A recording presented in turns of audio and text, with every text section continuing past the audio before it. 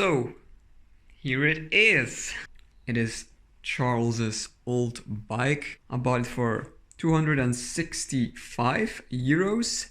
It doesn't currently run. I left the key inside so I cannot show you, but trust me, it doesn't run. Lights don't work, dash doesn't light up, nothing happens when you turn the key.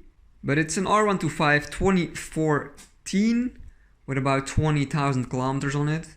The reason nothing lights up is because the battery under the seat is dead, so that needs to be replaced. Also, the ECU is currently missing, which Charles is going to bring me if he finds it. And the distribution chain needs to be fixed.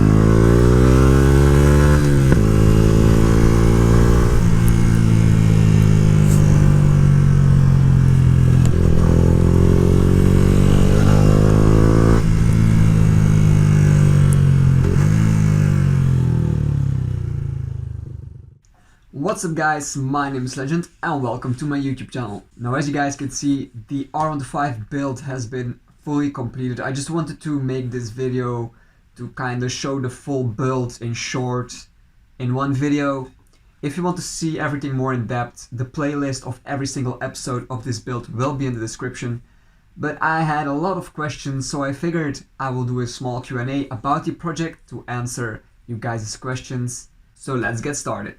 I posted on Instagram that I was going to do this short Q&A, so you guys sent me some questions over there. So that's where we are going to start, and then I'll head over to YouTube because you guys also had some questions over there. So the first question I got was from Mart den Otter. He asked, is the R125 more difficult to work on compared to your PBR project? And yeah, of course it is. A SkyTeam PBR is just a Chinese mini bike. It's probably one of the most easy things to work on. Air-cooled, small, cheap, no electrical shit, just real easy. Compared to the Yamaha, everything is crammed in there. It's so narrow to get to every single bolt. There's actually quite a lot of electronics going to the engine. Just remembering where everything goes was probably the most frustrating because, as you guys might know, we've fought around with one cable. They gave us an engine light for longer than I want to admit. So yeah, it's definitely way harder to work on an R125 compared to a mini bike. Now another question I got is, what will you buy next? What A2 bike will you buy? What project will you buy? Now last week I uploaded a video which I bought my new project bike. It's my new project bike and it's an A2 bike in one, so I'm gonna keep it. It's gonna be my A2 bike. It's my new project bike, but YouTube messed up. YouTube did not push it to everybody's subscribers like boxes, like the sub boxes. Nobody saw it in there. The video only got like 800 views, which is really low for me. So if you want to know what bike I bought, what A2 bike I bought, what project I bought, just go check it out.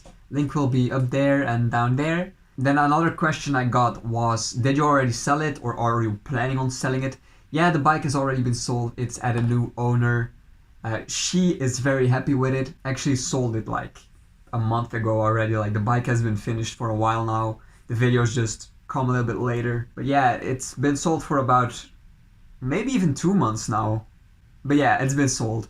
Steven Works asked a really good question on Instagram. He asked, are there any things you would have liked to do differently? Yeah, there's a few things I would have liked to do differently. First off, I would have liked that the stupid connector that we couldn't like find would have been found earlier, because we did really spend way too much time on troubleshooting everything, figuring out what was wrong while there was nothing wrong. We were like looking at the engine, figuring what did we put wrong in there. Just turned out to be a connector, so that's one of them. Second thing is like not having to take it to a shop. It's probably the biggest thing I would have liked to do differently. I didn't have the tools to do that certain thing, and I was also limited because the buyer had already like sent me some money for it, so I just had to finish it quick. Yeah, planning on the bike didn't go really that well. So Nicholas asked, after you finished the project, what was your opinion about the difference between the Akrapovic and your Black Widow? I'm gonna be honest, the Akrapovic is so super quiet compared to the Black Widow. The Akrapovic is like an 800 euro exhaust, while the Black Widow is a 300 euro exhaust. For that price, I don't think it's worth it. I would much rather go with the 300 euro Black Widow, because I've had that for over 2 years. Didn't fall apart like everybody said, like, oh, you bought a cheap exhaust, it's gonna fall apart, blah blah blah. No, it's a great exhaust for the price. I think the Akrapovic exhausts in general are great products, but I don't think it's worth to spend 800 bucks for it on a 125. Noah asked, what was wrong with the cylinder head? So I briefly explained it in a video, but there is a little hook. It's stupid, like it's such a stupid thing. There's a little hook somewhere near the valves and it's for decompression. A lot of bikes have it, but on the R125 I had it broke because the previous owner did something wrong. It broke. And it's like a little axle with a hook on it, and the axle broke, so the hook was just flapping around in there, and every time the piston came up, the hook hit the piston, making the loud ticking noise. and that was basically everything that was really wrong with it. So I guess we got lucky. Moto Dave UK asked, how much time did you spend on it? I got the bike like, I think in like April or May, and I finished it around September. But the first months we didn't really do much because we were waiting for the previous owner to give us some of the parts, like the ECU. We couldn't really do much without the ECU because you need that to test the whole bike. So we started working on it like the end of June, I guess. And then during summer break we worked on it every week. Like we spent a lot of, how much exactly I don't know, but we spent a lot of hours. It doesn't show up in the video, but we did spend a lot of days working on it.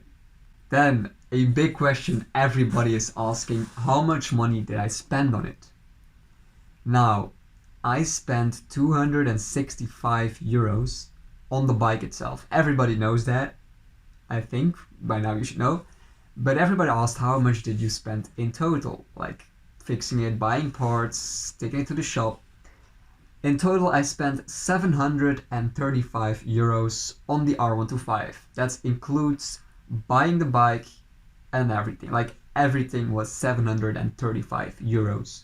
Matty Eddie asks, do you regret getting the project? And no, not at all. I'm actually really glad I got that project. So again, a big thank you to the seller Charles for giving it to me for that price. There's no way you can regret this project. Like, it's a R125 for 265 euros. There's no way you're ever gonna regret that. There's no way you could have lost money on that either, because an Akrapovic would have sold for 400. So no, I do not regret it at all. I think it was my first big project, or like bigger project, and I'm really glad it was a project like this. I learned a lot and it was really fun working on it. And then the question everybody wants to know, how much profit did I make? I'm just gonna tell you guys how much I sold it for, and you guys can do the math yourself. I sold the bike for 3,000 euros. Now that's including shipping and everything. I shipped the bike to the girl that bought it, so the bike plus shipping plus everything, I sold it for 3,000 euros. Now I know her personally, she's a friend of mine. I haven't received all the money yet. She pays a piece of it every month, which I don't mind. I'm just glad it went to a good home. She's really happy with it. And yeah, 3,000 bucks. How much profit I made? You guys can do the math. And I guess this was it. If you guys enjoyed this build series, please leave a like. Check out the previous video about my new project down there, right there. And I'll see you guys next time. Bye.